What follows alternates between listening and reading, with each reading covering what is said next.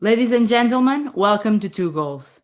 Make sure your seatbelt is fastened and your seat back upright. I'm Katya, And I'm Maria Laura. and we are your cabin crew for today's flight. We have the pleasure to have with us on board a former football player and head of college at Stansted Airport College. Wendy Martin retired in 2019 after accomplishing a brilliant football career and transitioned to an educational leadership position, taking off to other flights. She played for Tottenham Hotspur between 2011 and 2019, where she was a crucial player contributing for the club's FAWSL promotion. Football and education are not the only professional experiences to describe her career. You can add beach soccer and actress to the list. Ladies and gentlemen, have an enjoyable flight. Wendy, welcome to Two Goals. Hi, thank you. Thank you very much. So we're starting this interview asking you something very common, unfortunately, to female football players from your generation. Being a female football player when you were a kid was not the norm. Despite that, you still decided to continue your football journey. Women's football was still amateur, and you had to work out a second plan to live after football. Can you please tell us a bit of your journey, and how and when it all started, and how did you manage to play and prepare your future? I think it started over 30 years ago, really, when I was sort of 6 or 7 years old. I've always, my family are big football fans, and my eldest brother played at a good level as well. So I think from a young age, I've always been exposed to football. And I also had a twin brother, and the council estate that I grew up on, there was a lot of boys that often played a lot of football. So really, I think growing up to have the opportunity to play and sort of being involved on a daily basis, sort of with a group of young boys, I think sort of helped me really to sort of develop my football skills. And I really sort of found the love for the game there, I think. And just from there up until the age of 11, I played with sort of in boys' teams. There were no girls' teams available when I was growing up. So I was in a sort of very male-dominated environment. But in a way, I also think that helped to develop my skills as well, because the boys sort of sometimes were a little bit stronger and a little bit quicker. So you had to compete and you had to push to be able to sort of keep up with those natural physical differences that exist. So I think ultimately that actually helped to improve my game and improve me as a player. And then there was from once I left or wasn't able to play for the boys' teams anymore at 11, I moved straight into a ladies' team. So again, at 12 years old, playing with sort of older individuals and ladies. Again, there's lots of risks associated with that, but it did always sort of push me, because I was always having to compete with people that were sort of bigger or stronger or more experienced than I was. So I think that really did as well help that sort of develop me as a player. And at 15, I got sort of my first real break. I had an opportunity to sign for Chelsea ladies. So I had, I think, 4 or 5 seasons at Chelsea ladies, which was a great experience. And it was the first time I started to get I think a real sort of appetite for wanting to play at the highest level and sort of push to be the very best player that I could be. We won the treble at Chelsea, got the opportunity to collect the trophies at sort of on the pitch at Stamford Bridge. I just sort of look now the difference between the response we got from the crowd and the level of interest that we got from the crowd then to the level of interest that I think that the club is getting now, which is I think credit to how far the club has, or women's football itself has progressed, and how people are viewing the game, and they actually sort of value and appreciate the game now. So from there I I always realised that women's football was never going to be something I could pursue as a professional career and be able to survive sort of financially from playing football. So I knew that I was going to have to work hard and study hard to create and orchestrate, I guess, a future for myself and a career for myself. So I went to university and studied sports physio. And when I graduated from university, I was very lucky that I got the opportunity to work with the Arsenal ladies first team as their sports physio. And that did mean that there was a clash, because there was a clash between schedules for me being able to train and play and having to work. So I had to make a choice. At the time, I'd made the decision to pursue my physio career, because that was what was paying the bills at the time, whereas the football wasn't. So I did that for a number of years. It was fantastic being part of the club when it was absolutely at the peak. And I think Arsenal ladies really did set the precedent for women's football and sort of said, this is what it should look like, this is how it should be. And even when they were out a front on their own and no one was following, they still persisted, they still sort of continued to provide a real sort of high level professionalism for the players and support. And I think that's sort of fantastic what the club did, and it was great to be part of that. But ultimately I missed playing football, and it was hard for me sitting on the bench with my physio bag every week, watching them play. It was really, really tough. And it got to the point where I just wanted to play again. So I had sort of another big decision to make. I started sort of exploring careers that would enable me to go back into playing football. So I moved into teaching. So I moved into teaching the sports physio, the sports massage at university and college level. And I was teaching, I actually then started teaching the Arsenal Academy players. So it's still within football and surrounded by football, but just a slightly sort of in a different way, sort of utilising my skills and developing sort of different skills.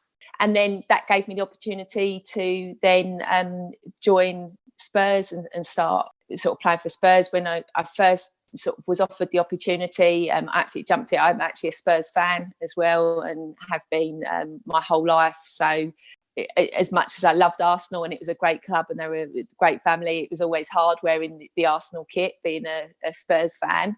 But it was it was really sort of, I was so proud to have the opportunity to be able to play for Spurs and put on a Spurs shirt when I've supported them and watched them sort of my whole life. So and then from there, the rest is history. I always knew once I started playing for Spurs that I said that this will be the club I retire at, and this is where I want to finish playing my football. And I just wanted to achieve as much as I possibly could with the club. And I was very lucky that I was surrounded by a great group of people that shared the same sort of drive and ambition for the club, and we sort of achieved huge amounts of success and progress in the seasons that I was there.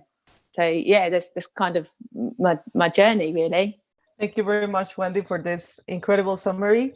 And actually, because you were able to check out other experiences outside sports, which is, well, a really important part of your career, I think you can maybe share with our audiences how has, from your perspective, women's football evolution in a way. I mean, I don't know if this is the right word, but I'll say, since you were part of every step of the process, I mean, you were a footballer yourself.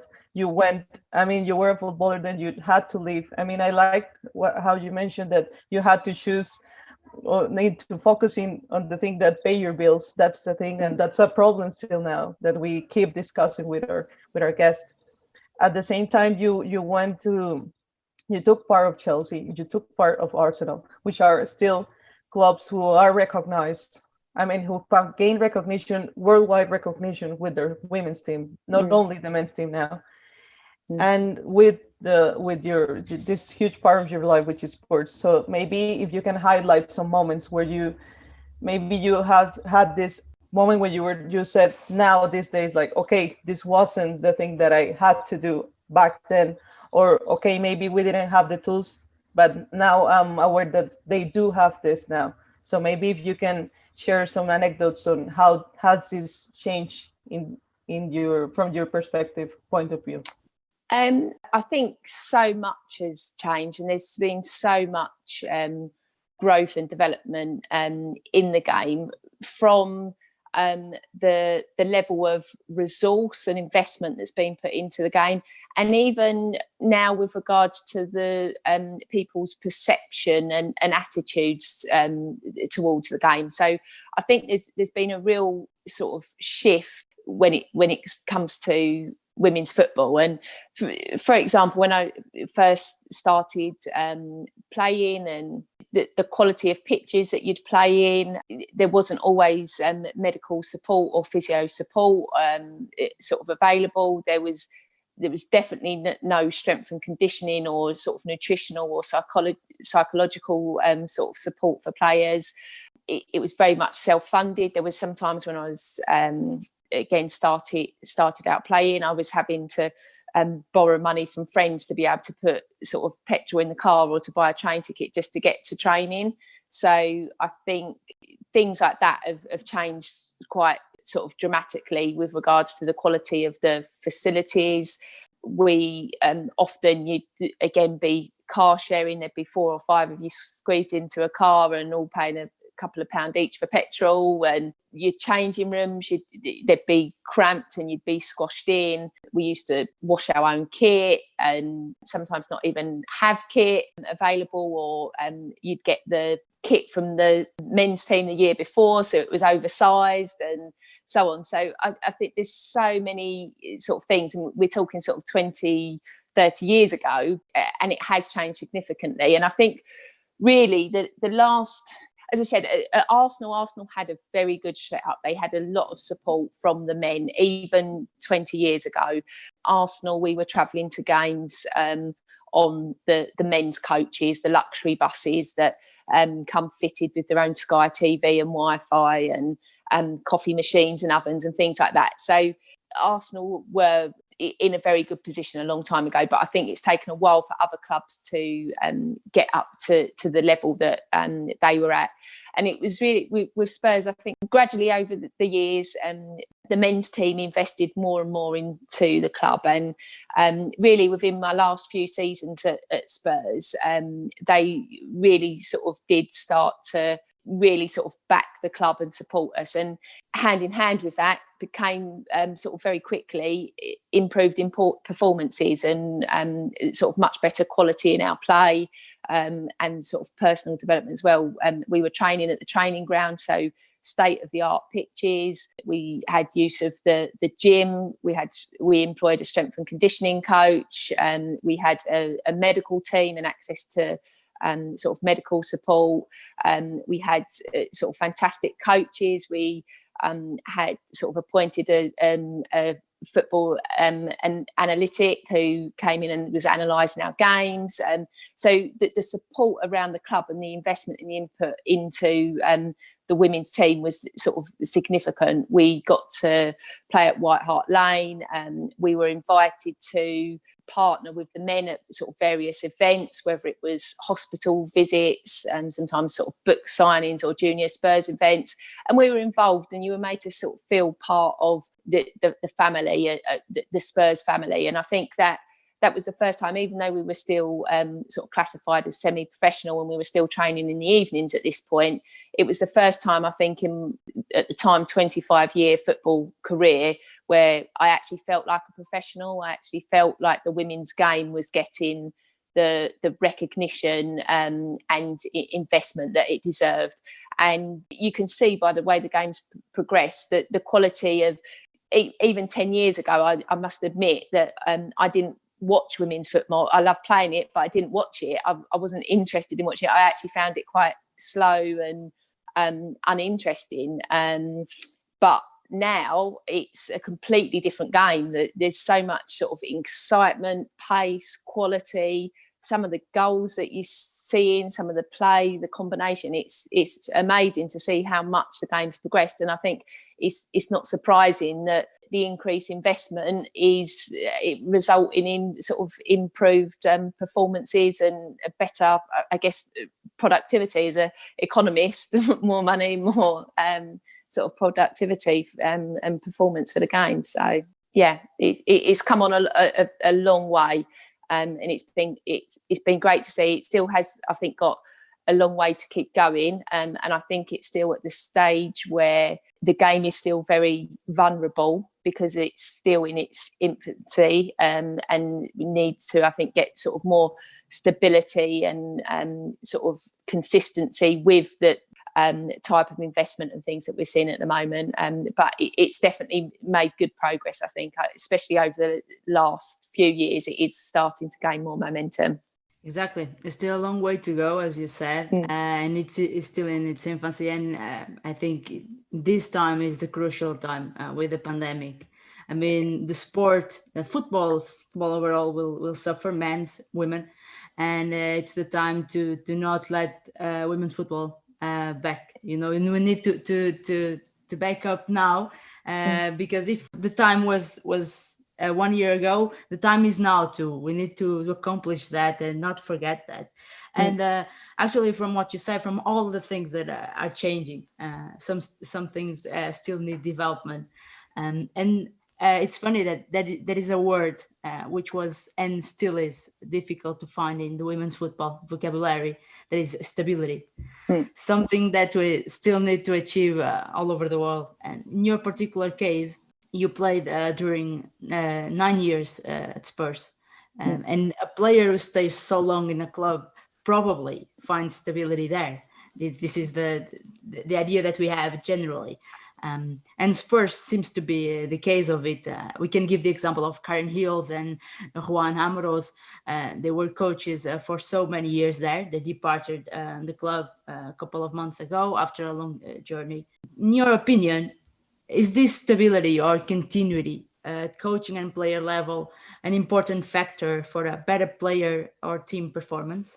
Yes, absolutely. I think for sure it was absolutely pivotal to the success of Spurs ladies over those 9 seasons. There was a core group of players, coaching staff and the medical team that worked together over those 9 years. And I think when you spend that much time together and you share the same values and the same ambitions, you really do form a bond. It becomes more than just sort of football. They become more than your teammates. It becomes a family. And I think it doesn't then just become about your dreams. It becomes about the dreams of your family as well. And I think that really is key to creating that sort of that culture and that drive and that motivation when you go onto the pitch to give absolutely everything you've got and be the very best you can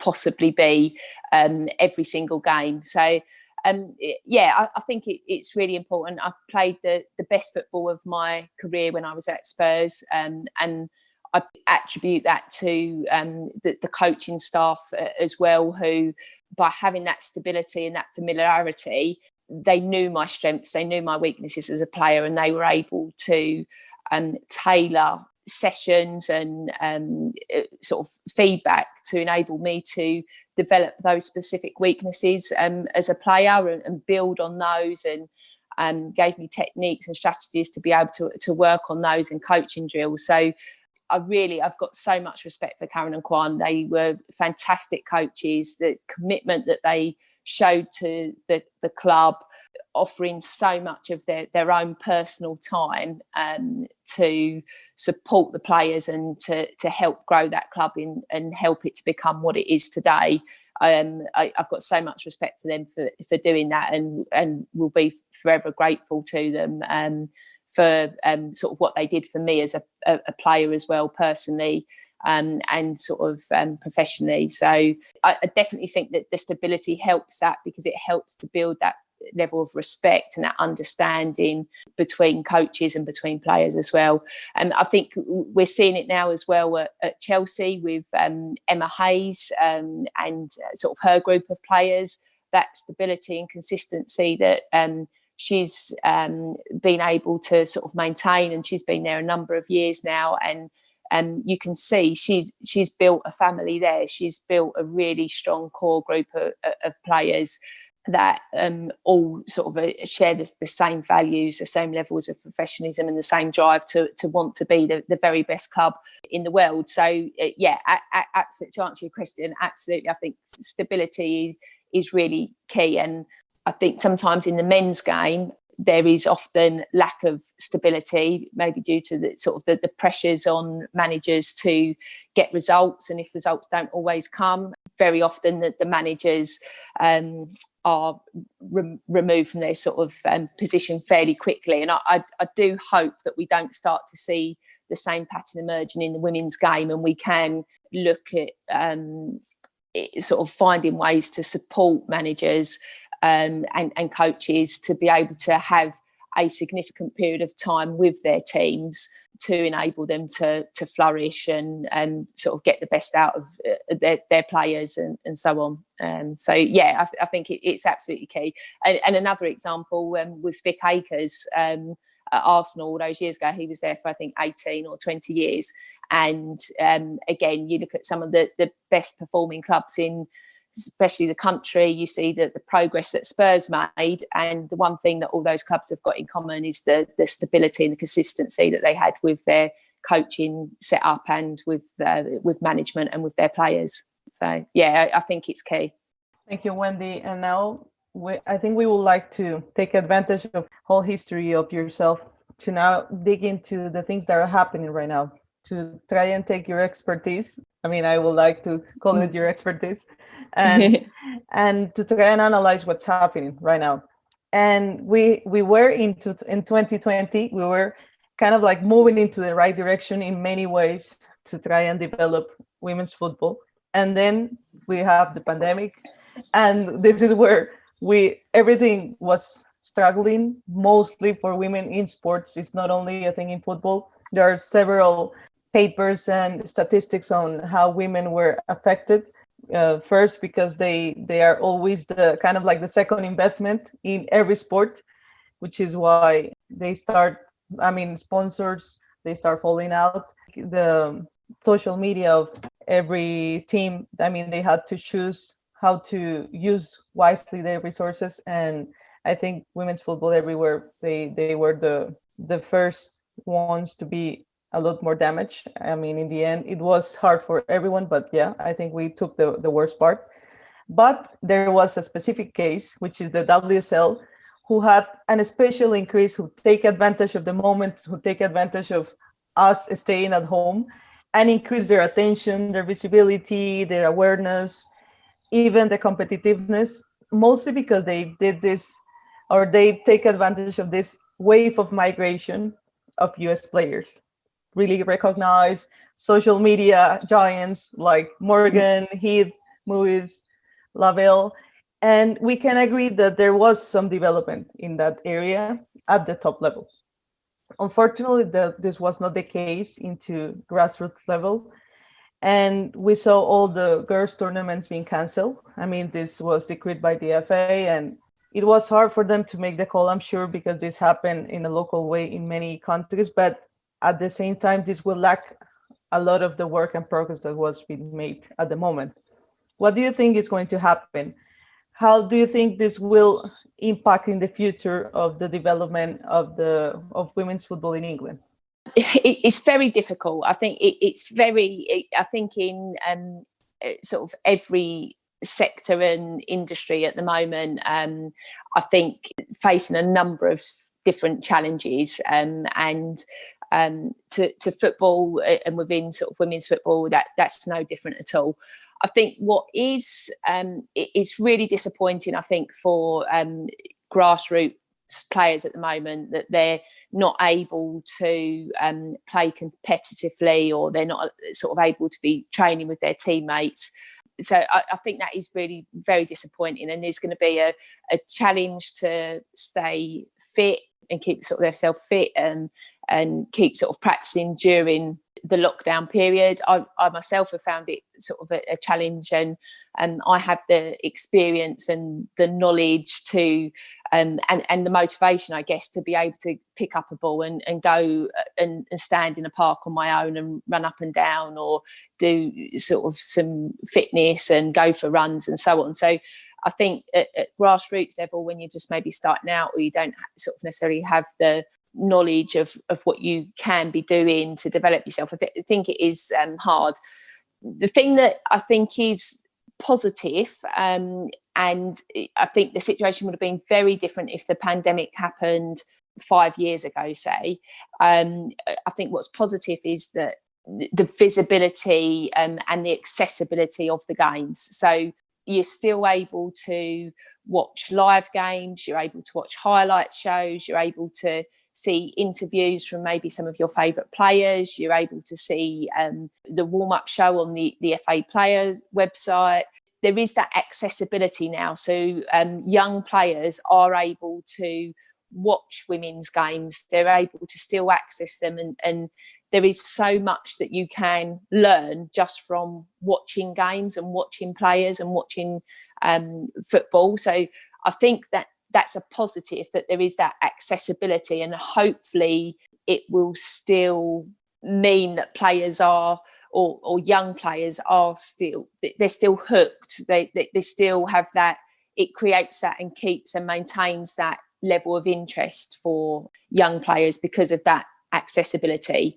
And again, I still think that obviously more can be done. I think more can be done from individual clubs to be putting on either sort of master classes or things like that can actually, or top tips for young players and for the grassroots players, so that they have an opportunity to be doing some sort of skill development in their own homes, or sort of fitness development and things in their own homes. So again, I think there's more that can be done. I think that if the pandemic had happened 5 years ago, it would have been catastrophic for the women's game. I think the fact that it's happened now, I'm hoping it will have a sort of less of an impact.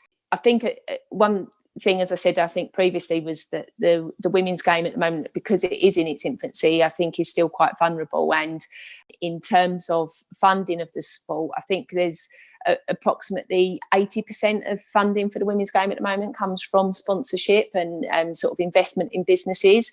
So I would also be concerned sort of the threat of businesses that maybe previously would have invested in the women's game having to withdraw that investment because of their own financial struggles as a result of the pandemic. So that then I think leaves the sort of women's game and the growth of the women's game and the financial support for players, I think it again leaves them vulnerable. So yeah, I think hopefully there'll be sort of minimal damage as a result of the pandemic, but I think there's definitely more that can be done to support grassroots players and their development during this time.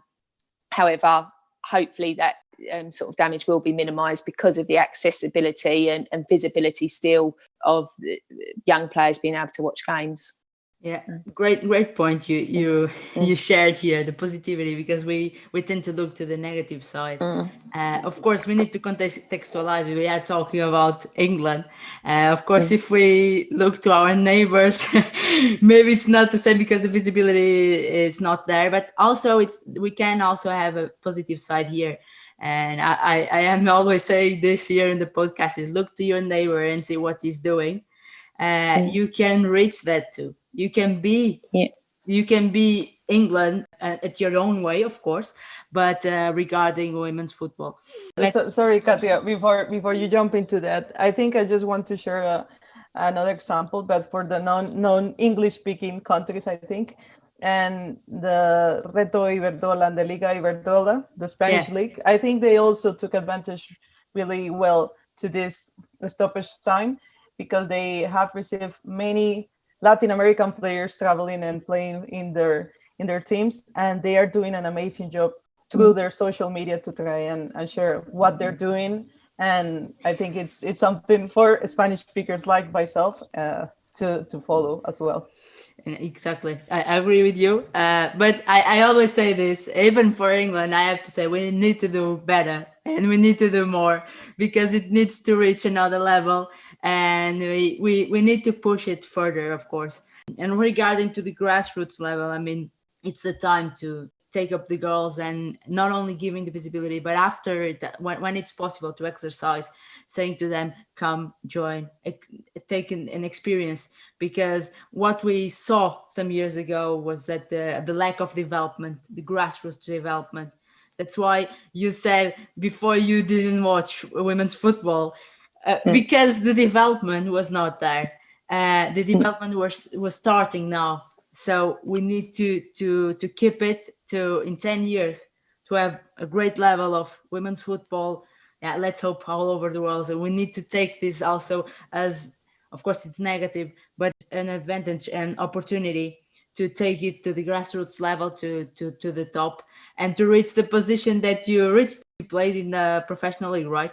The women, no. So we were still classified as semi-professional the year I retired. But I had a decision that I had to make with regards to sort of when they reverted training from evening training to daytime training. Yeah. I wasn't able to sort of maintain my full-time job and train at the same time.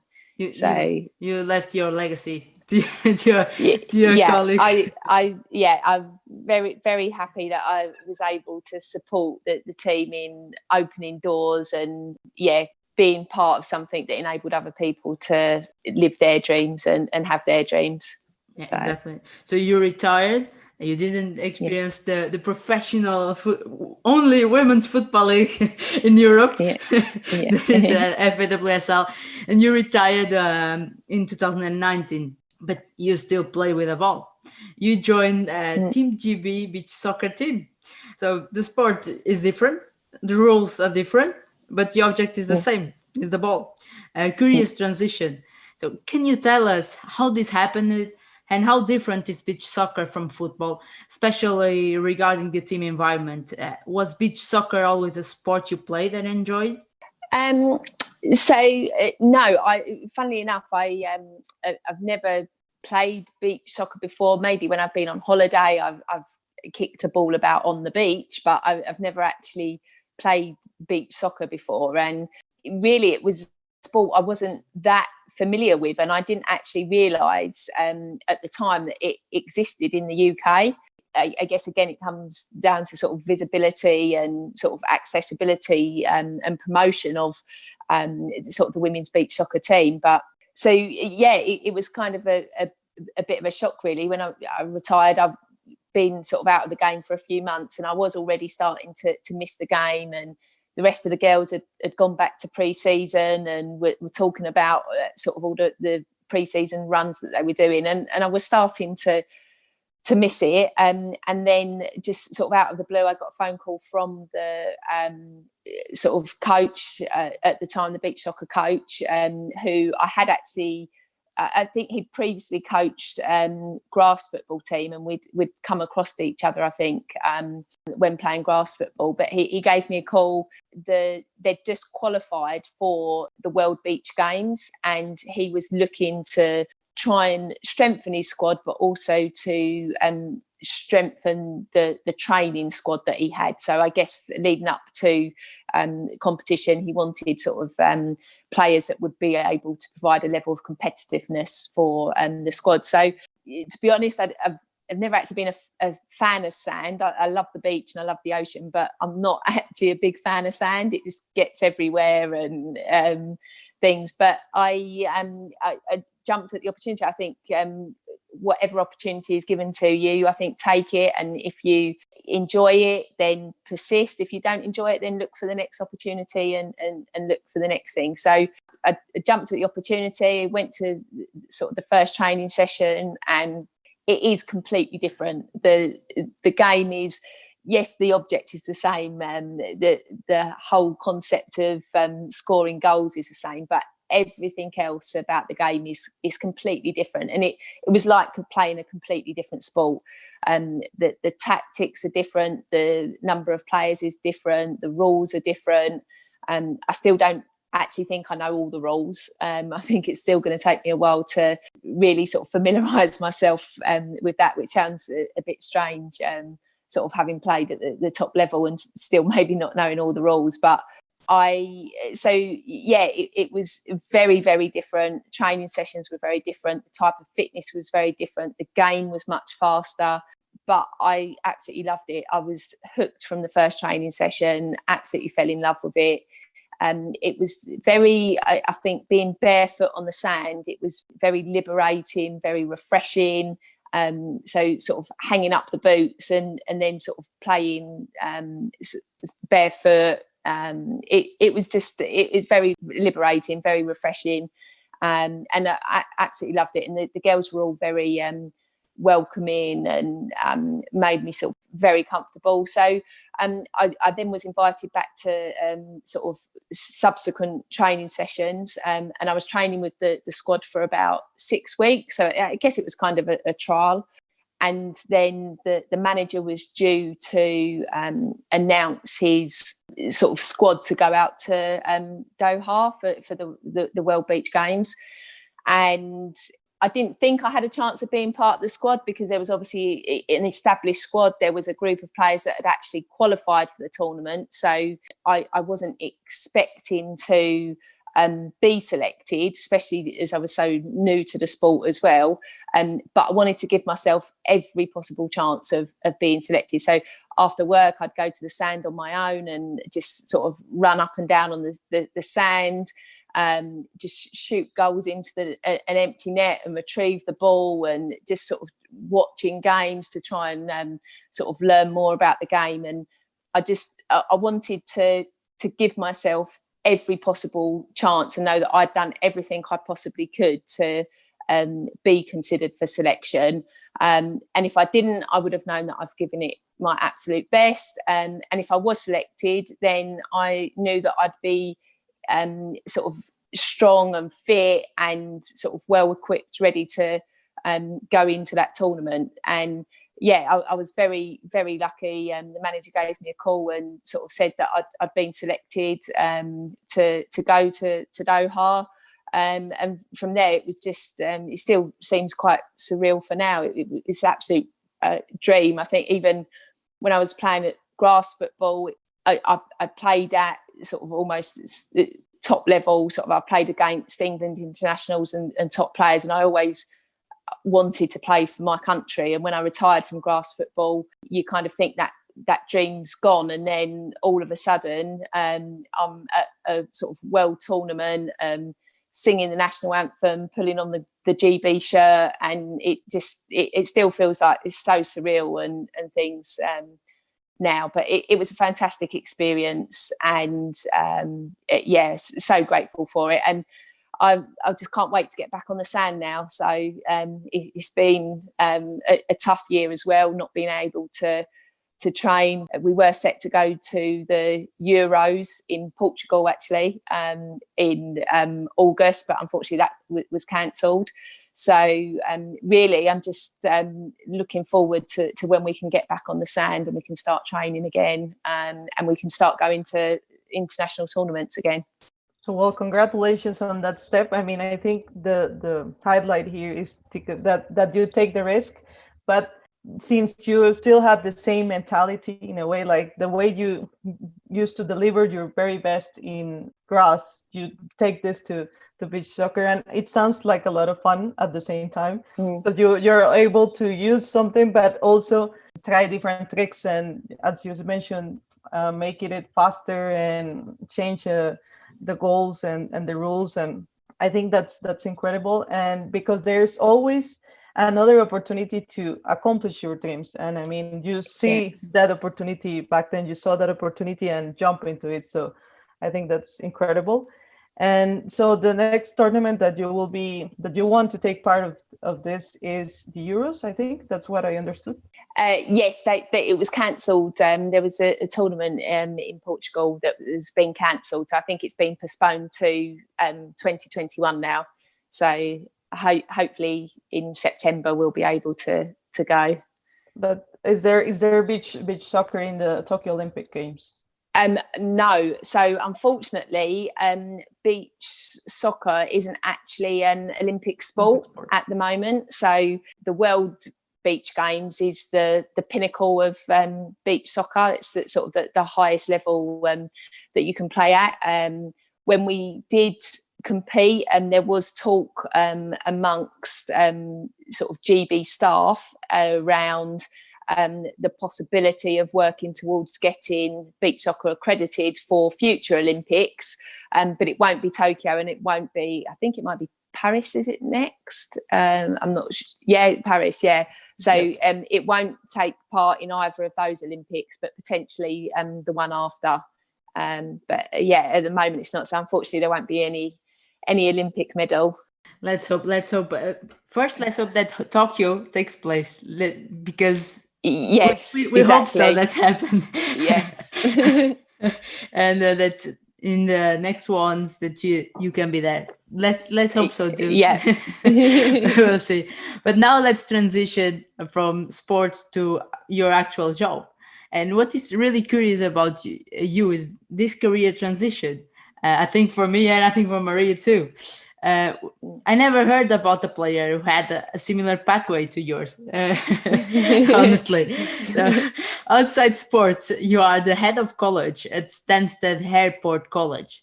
Can you please tell us a bit about your experience and how was the transition, even during the time you played, to this job position?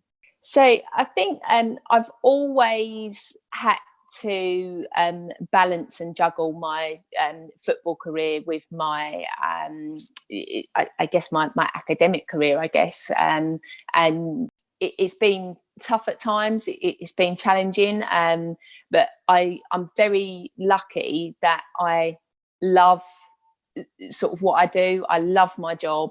I love working with young people and sort of looking to support them and inspire them on the next journey. And I love football, so it's much easier to sort of embrace the challenges, and when you're tired and starting sort of to feel the pressure, it's much easier to be able to keep pushing when you really do sort of love what you do. So I've been lucky in that sense. With regards to education, I started, as I said, I transitioned from physio into education, and I progressed up the career ladder at various colleges into management and leadership roles.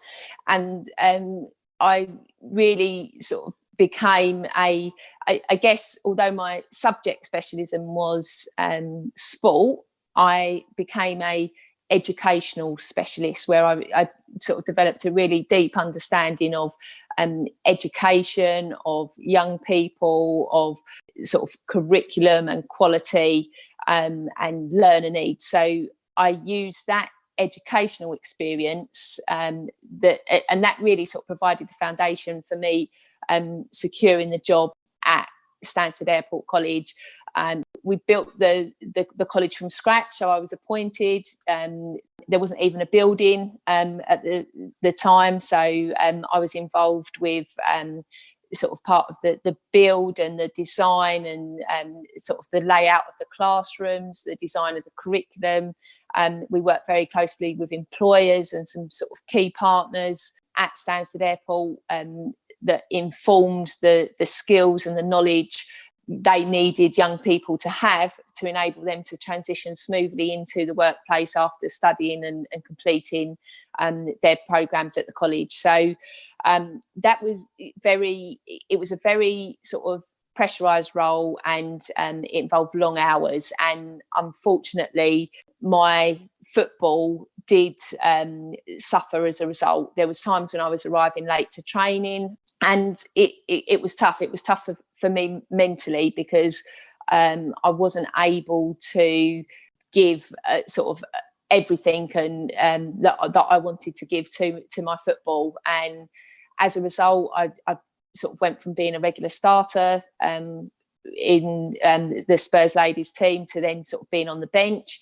And that was mentally very sort of challenging for me as well, and a tough experience.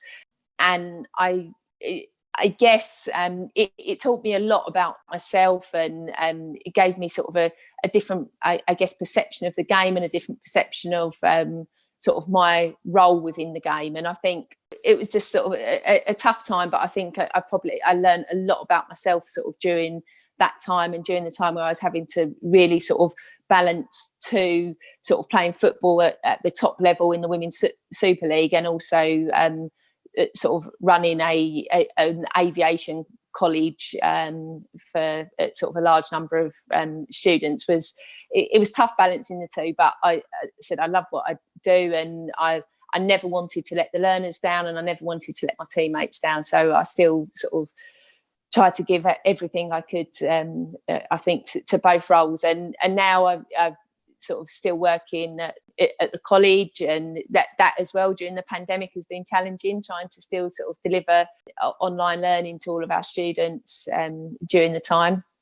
But it's I do enjoy a challenge, and I think every challenge helps you to grow and develop and learn things about yourself. And so just sort of you need to embrace it, I think, and just to keep doing the best you can do.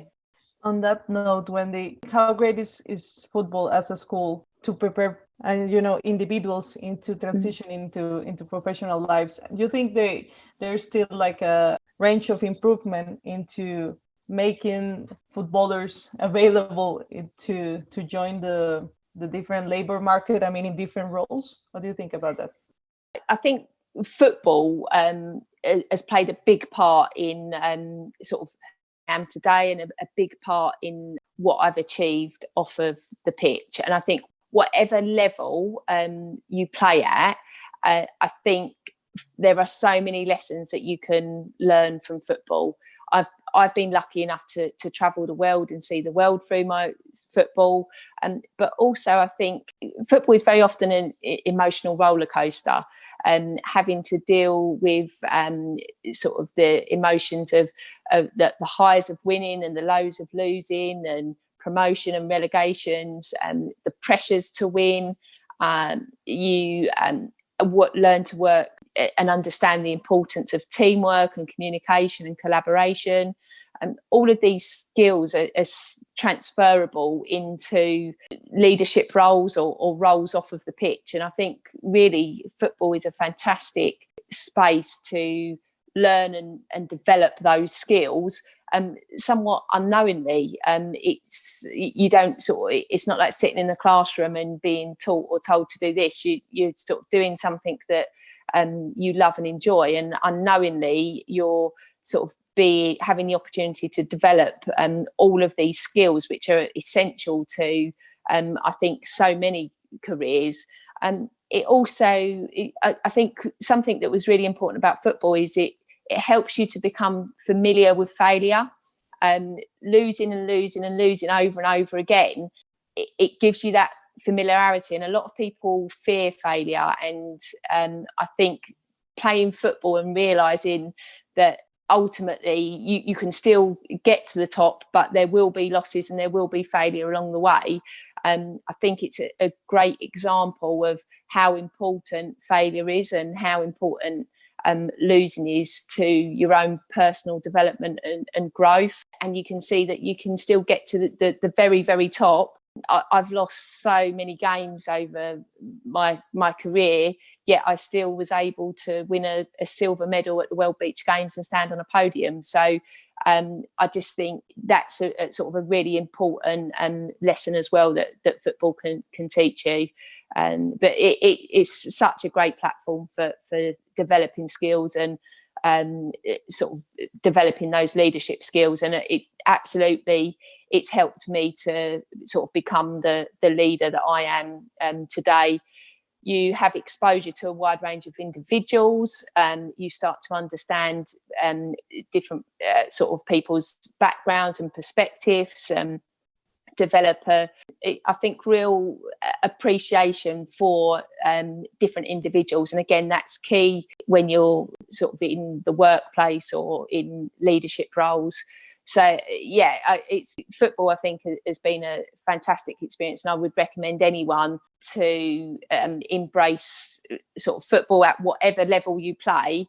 It's going to make you a better person and a better human, and it certainly has sort of made me a better human and a better leader.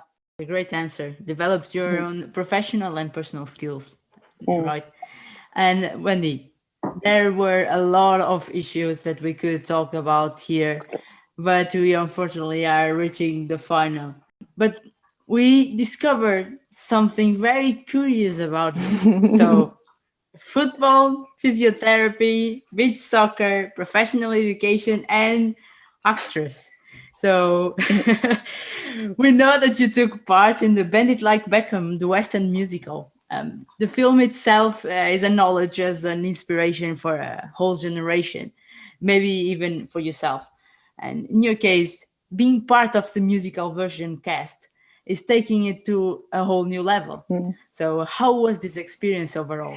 Oh, it was amazing. It's still, again, it's something, it still feels quite surreal now again to think about it.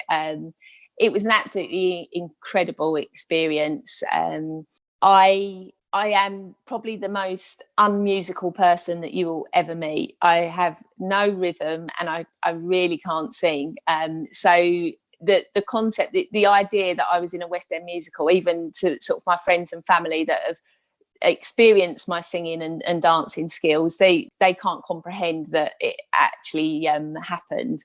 So but it was an incredible experience. I actually just started off on sort of working with the production company on a consultancy basis. So I was working with them around how they would bring football to the stage, making sure that that their scripts aligned with the actual rules to make it authentic. I worked with the production team at audition stage when they were auditioning the cast, because they wanted to sort of recruit individuals that looked realistic and sort of one of the things they actually said to me when we were auditioning the first time, they said, which of these people can you picture yourself in a changing room with? And that was it was like this person.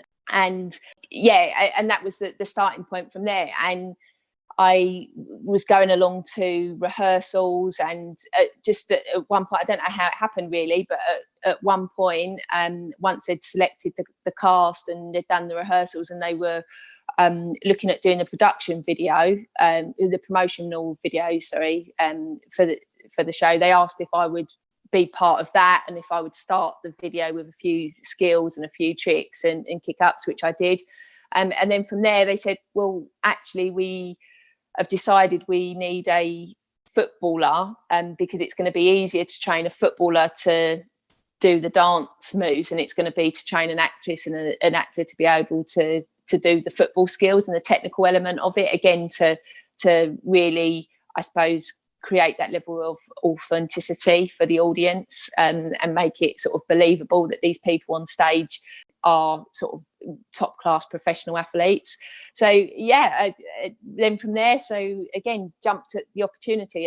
At the time I was working full time, I was playing for Spurs, so taking on another job, so to speak, another role, didn't really seem very realistic, but I knew it was an opportunity of a lifetime, and I wanted to make it happen and find a way to juggle everything and make it happen. And I did, and it was amazing. The feeling of probably one of the most nerve-wracking things that I've ever done, and going onto the stage for the first night was so far out of my comfort zone, I can't even explain, and probably one of the most nerve-wracking things that I've ever done. But again, I think another really important message is that some of the most incredible and amazing experiences that you'll ever have in your life are when you push yourself so far out of your comfort zone. You push yourself to places you don't want to go, And sort of the reward for that is that you have sort of 2,000 people on their feet giving you a standing ovation at sort of the end of a performance. And yeah, they're things that will stay with me for an absolute lifetime. It's actually giving me goosebumps now just reliving that experience. So yeah, and to think that came from pushing myself is probably as far out of my comfort zone as I probably could have gone, and I got the rewards for that.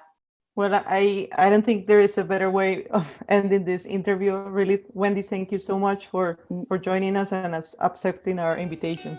It's been lovely to talk with you and meet you both. So thank you very much for having me. Well, Wendy, ladies and gentlemen, we hope you had a football, aviation, beach soccer pleasant flight. I think this is the best way to describe this. Thank you so much for staying with us during this second season of Two Goals Podcast.